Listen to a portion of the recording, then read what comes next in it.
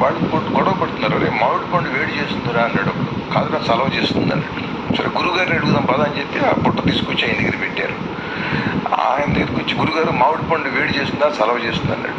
అసలు ముందు మామిడి పండు ఏదే, ఇదిగో గురుగారు మీకు తెచ్చేవాడిని, దీంట్లో చిన్న రసాలు పెద్ద రసాలు అన్నీ ఉన్నాయి చెప్పండి అన్నాడు.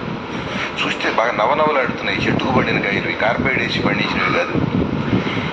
సరే అది కూర్చోండ్రా, ఇవాళ మీకు రసాలు చెప్తాను, రసాల గురించి అని, ఆయుర్వేదం కదా రసాలు కూర్చోబెట్టాడు. కూర్చోబెట్టి ఒక పాత సంగీత ప్రియుడైన సరే కీర్తన రూపంలో చెప్తున్నాడు అనమాట బోధ.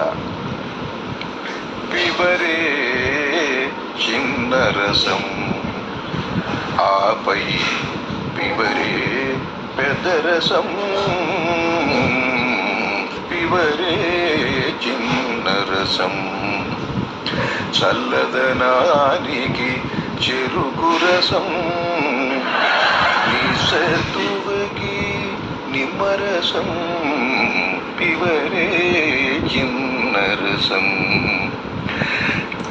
అతి పైత్యానికి అల్లరసం, శోషొచ్చింద శుంఠి రసం, పిబరే చిన్న రసం దడగా ఉంటే ద్రాక్షరసం, ద్రాక్షరిస్తారు ముందుకు బలం, దడగా ఉంటే ద్రాక్షరసం, గుడగుడలాడితే వామురసం,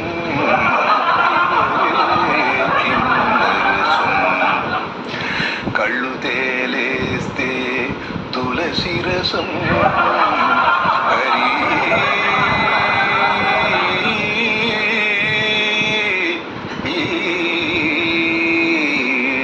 కళ్ళు తేలేస్తే తులసి రసం, పరలోకానికి పాదరసం,